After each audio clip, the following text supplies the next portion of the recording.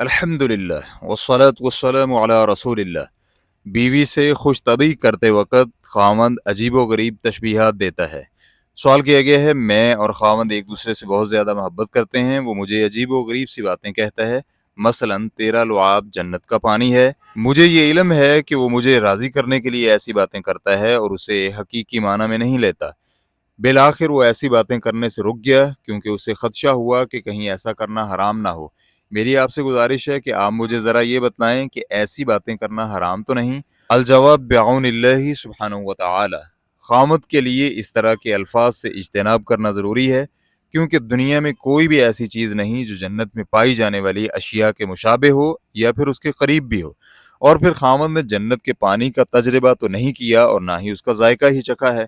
کلام اور بات چیت میں بہت ساری اچھی اور مباح عبارتیں ایسی ہیں جو اس جیسی عبارت سے مستغنی کرنے والی ہیں، وہ استعمال کر سکتے ہیں۔ فتوی الشیخ محمد صالح المنجد، واللہ تعالی اعلم۔ اسلام کیو اے ریکارڈنگز، مؤسسۃ الشیخ محمد صالح المنجد، المملکۃ العربیۃ السعودیہ، فتویٰ نمبر 5372۔ والسلام علیکم ورحمۃ اللہ وبرکاتہ۔